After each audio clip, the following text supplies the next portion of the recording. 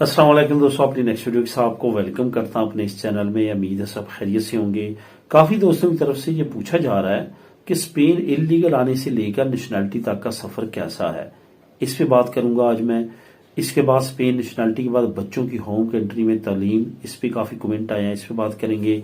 Spain नई सजा और नेशनैलिटी प्रोसेस स्टॉप हो सकता है, इससे एक नए प्रोसेस से आपने बचना है, इस नए जुर्म से बचना है, वरना आपके लिए काफी प्रॉब्लम हो सकती है। इस पे बात करेंगे। उसके बाद स्पेन बारे एक अच्छी खबर है, एक नई रिपोर्ट शाया की गई है, इस पे बात करेंगे वीडियो के आखिर में। तो सबसे पहले तो दोस्तों बात करते हैं कि स्पेन इलीगल आने से लेकर नेशनैलिटी तक का सफर कैसा है और इलीगल किस तरह से इस तमाम प्रोसेस जो है वो लेकर चलते हैं। सबसे पहले तो जब आप यहाँ पे आते हैं, मैं यहाँ पे कवर करूंगा जो मोस्ट ऑफ द पीपल और मेजोरिटी जो है वो जिस प्रोसेस के जरिए यहाँ पे पहुंचती है, उस प्रोसेस पे मैं जो है वो बात करूंगा। और वो है आप अरेगो सोशल लेते हैं या आप अरेगो फार्मासियोन की तरफ जाते हैं। तो ये जो दो प्रोसेस हैं ये काफी ज्यादा कॉमन है, इनको मैं एग्जांपल के तौर पे लेके चलूंगा। बाकी तमाम प्रोसेस इससे आसान ही हो सकते हैं, इससे मुश्किल नहीं हो सकते, स्पेशली अरेगो सोशल को लेके अगर चलें। अरेगो सोशल जब आप यहाँ पे इलीगल आते हैं तो आपने पहला काम करना होता है यहाँ के टाउन हॉल में जाना, यहाँ के जनता मिनटों में जाना, वहां पे अपनी रजिस्ट्रेशन कराना, जो यहाँ पे पतरोना मिनटों उसको बोला जाता है। वो जब आप करवा लेते हैं तो आपने कम से कम जहाँ पे 3 साल उसको चलाना है। हर 2 3 4 महीने बाद उसको आप पेज निकलवाते रहना है, यहाँ पे अपना मेडिकल कार्ड बनवा लेना है, इस तरह की प्रूफ आपने इकट्ठे करते रहना है।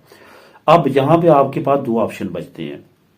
अगर आपने 3 साल वेट करना है फिर आप अरेगो सोशल की तरफ जाएंगे। अगर आपने 2 साल के बाद डॉक्यूमेंट लेने हैं फिर आप अरेगो फार्मासियोन की तरफ जाएंगे। अरेगो फार्मासियोन में आपको कोर्स करना पड़ेगा, लेकिन अरेगो सोशल जो 3 साल की रजिस्ट्रेशन के बाद आप अप्लाई कर सकते हैं, उसमें सिर्फ आपने वर्क कॉन्ट्रैक्ट अरेंज करना है 1 साल का और आप वहां पे लीगल स्पेन में हो सकते हैं। अब यहाँ पे अगर अरेगो सोशल को लेके चलें तो आपने एक वर्क परमिट लिया किसी शॉप का, किसी बिजनेस का, किसी कंपनी का, उन्होंने आपको 1 साल का दिया, आपने सबमिट करवाया, आपके पेपर बन गए तो आपको 1 साल का रेजिडेंट कार्ड मिलेगा। 1 साल पे आपने कम से कम 6 महीने काम करना है, लेकिन करना आपको सारा ही चाहिए ताकि आपकी सिक्योर हो जाए दूसरी पहली 2 साली जो रेजिडेंसी है वो। याद रखें, पहले साल का कार्ड अरेगो फार्मासियन हो या अरेगो सोशल हो काफी ज्यादा रिस्की होता है। इस पे कोशिश करनी है कि इसको बहुत सीरियस होकर आपने आगे लेके चलना है। जैसे आपको पहला 2 साल का कार्ड मिल जाता है, उसके खत्म होने के बाद नेक्स्ट 2 साल का कार्ड मिलता है। वो जब खत्म होता है तो फिर आप आगे पीआर अप्लाई कर सकते हैं, परमानेंट रेजिडेंसी। परमानेंट रेजिडेंसी आपको 5 साल की मिलती है, 5 साल आपने रहना होता है। यहाँ पे आपको थोड़ा सा ये भी बताता चलूं, 1 साल पे 6 महीने, पहली 2 साल पे 1 साल, और जो दूसरी 2 साल की मिलती है उस पर भी 1 साल, और जो आपको आगे 5 साल की परमानेंट मिलती है उस पर कम से कम 2.5 साल आपने काम करना है। और कोशिश करनी है कि आप ज्यादा अर्सा जो है वो बाहर ना रहें, कंटिन्यूसली 10 11 महीने से ज्यादा आप मुल्क से बाहर ना रहें, यहाँ पे रहिए। मैं टोटल पीआर के टोटल मंथ्स की बात कर रहा हूँ। यहाँ पे एक और चीज आपको बताता चलूं कि ये तमाम चीजों का दारोमदार जो है वो आपके काम के साथ साथ आपकी जो जिंदगी आप यहाँ पे गुजार रहे हैं उस पे भी है। आपने किसी जुर्म में, कोई चोरी चिकारी में, कोई ऐसी चीज में जो कानून की खिलाफवर्जी हो उसमें नहीं पड़ना, वरना आप आगे अपने प्रोसेस को नहीं चला सकेंगे, जिसमें आपकी नेशनैलिटी का प्रोसेस भी शामिल है। और जैसे जैसे ये रिन्यूएशन होती है, 1 साल से पहली 2 साली, पहली 2 साली से अगली 2 साली, उसके बाद पीआर, हर जो आप रिन्यूएशन करवाते हैं आपका जुर्म का रिकॉर्ड भी चेक वो करते हैं। अगर आपकी ऐसे जुर्म में पाए जाते हैं जो कि काबिल माफी नहीं है, जिसके लिए सजा है, तो आपके डॉक्यूमेंट ये रोक दिए जाते हैं और आपको दोबारा इलीगल कर दिया जाता है। इस वजह से बहुत साफ सुथरी आपको जिंदगी गुजारना पड़ेगी अगर आप यहाँ पे नेशनैलिटी के प्रोसेस तक पहुंचना चाहते हैं। जब आपको यहाँ पे 10 साल हो जाते हैं तो उसके बाद आप यहाँ पे नेशनैलिटी अप्लाई कर सकते हैं। नेशनैलिटी से पहले आपने स्पेन का दिल या दो लैंग्वेज और सीसीएसए जो माशरती अलूम का यहाँ पे टेस्ट होता है वो पास करना है।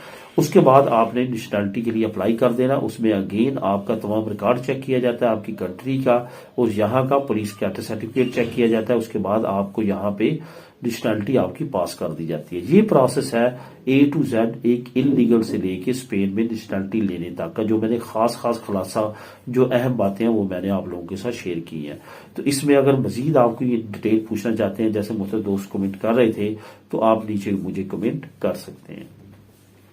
अब दोस्तों बात करते हैं स्पेन नेशनलिटी के बाद बच्चों की होम कंट्री में तालीम। ये काफी दोस्त ने इस पे कमेंट भी किया है और काफी दोस्त मेरे जानने वाले अपने बच्चों को वहां पे तालीम दिलवा भी रहे हैं।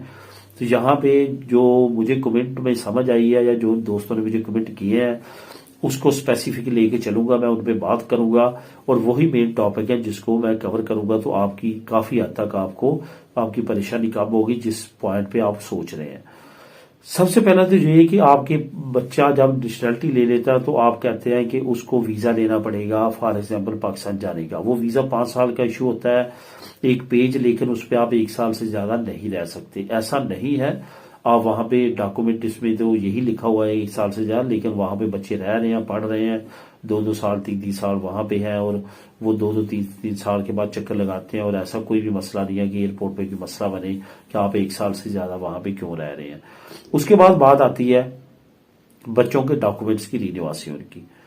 अब जो बच्चे 5 साल से कम होते हैं उनकी 2 साल की, जो 5 साल से ज्यादा उम्र के होते हैं 30 साल तक, वो उनकी 5 साल की जो है वो पासपोर्ट और दलील इशू की जाती है। अब बात ये आती है कि उनकी रिन्यूएशन कैसे होगी। अब ये आपको मालूम है कि आपका पासपोर्ट तो कौंसलेट या एम्बेसी कर देती है, जिसमें मैं कई मरतबा बात कर चुका हूं, लेकिन दलील जो है वो आपने अपने स्पेन में आके ही उसको रिन्यू करवाना है। तो ये याद रखें कि आप जो पासपोर्ट है वो बच्चों का कौंसलेट या एम्बेसी से सीता लेके अपॉइंटमेंट लेके वहां पे रिन्यू करवा सकते हैं। यहाँ पे एक चीज का और आपने ख्याल रखना है, अगर वालदैन दोनों वहां पे है तो वेल एंड गुड।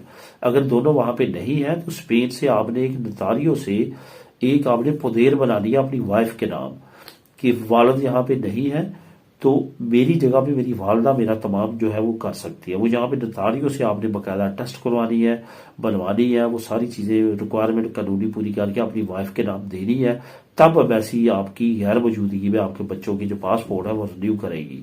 और पासपोर्ट 1 साल वैलिड रहता हो तो आप रिन्यू करवा सकते हैं। जो दलील है वो 6 महीने वैलिड रहती हो तो आप रिन्यू करवा सकते हैं। इस चीज का भी आपने ख्याल रखना है। ट्रेवल डॉक्यूमेंट के तौर पे पासपोर्ट यूज होता है, लेकिन दलील जो है वो कंट्री के अंदर स्पेन के अंदर जरूरी है। इस वजह से आप वहां पे रह के अपने पासपोर्ट जो बच्चों के वो अप टू डेट आपने रखने हैं लाजमी। दलील जो है वो तो आप स्पेन में आके ही रिन्यू करवा सकते हैं, जब भी आपका चक्कर लगे तो वो आपके बच्चों की दलील यहाँ पे इशू हो जाती है। तो इन चीजों का तो आपका आपने ख्याल रखना है। यही प्रोसेस है, इसी के जरिए आप वहां पे अपने बच्चों की तालीम जारी रख सकते हैं। यहाँ पे एक और बात बताता चलूं, आपने जिस होम कंट्री में आप रहते हैं, इंडिया में, पाकिस्तान में, बांग्लादेश में, नेपाल में, जहां पे भी, वहां पे आपने जो स्पेन की एम्बेसी है वहां से अपनी रजिस्ट्रेशन करवा लेनी है। वो आपने वहां पे अपना एड्रेस पाकिस्तान का दे देना है या जिस कंट्री में भी है वो एड्रेस। जब आप सर्टिफिकेट लेके यहाँ पे स्पेन में आएंगे अपने बच्चों की दलील रिन्यू करवाने के लिए, तो वो आप सर्टिफिकेट उनको देंगे तो फिर आपको पतरोना बिंदु की जरूरत नहीं पड़ेगी। आपके बच्चों की दलील पे जो सेकंड एड्रेस होगा वो आपका जो है वो पाकिस्तान का लिख देंगे वो कि वो वहां पे रह रहे हैं आर्जी तौर पे। तो इस तरह से आप अपना तमाम सिस्टम चला सकते हैं। स्पेन नई सजा और नेशनलिटी प्रोसेस स्टॉप हो सकता है, बल्कि हो रहा है लोगों का।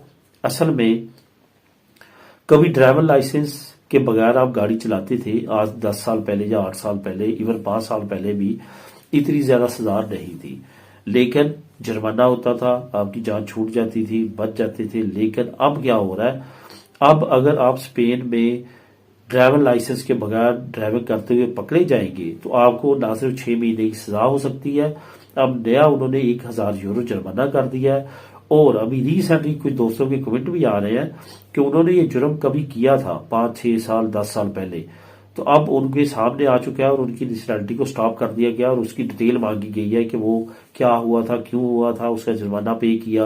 अब वो तमाम प्रूफ देंगे तो उनकी नेशनलिटी का प्रोसेस आगे चलेगा, वरना स्टॉप रहेगा। इस वजह से बी केयरफुल रहे। इसका लिंक मैं नीचे आपको लिंक नंबर 1 दे देता हूं, आप खुद भी इसको रीड करें और इसको देखें कि ये जुर्म अब काफी बड़ा बन चुका है और इससे आपने बचना है। अब आखिर में दोस्तों बात करते हैं लिंक नंबर 2, इसका भी आपको मैं नीचे दे दूंगा, आप खुद इस रिपोर्ट को रीड कर सकते हैं जो रिपोर्ट जारी की गई है। इस रिपोर्ट में कहा गया है कि स्पेन यूरोपीय यूनियन में शेंजन स्टेट में उन ममालिक में शामिल हो चुका है जहां पे कोरोना वायरस के बाद बहुत जल्दी जो है रिकवरी आई है। इकोनॉमी जो है स्पेन की बहुत जल्दी से बूस्ट करना शुरू कर दिया उसने। उसमें बहुत बड़ा किरदार जो है हुकूमत की पॉलिसियों का भी है, स्पेन की पॉपुलेशन का भी है जो पॉजिटिव जा रही है। इसके साथ साथ यहाँ पे जो ग्रोथ है, खास तौर पे जो प्रॉपर्टी की ग्रोथ है उसका अमल दखल भी है।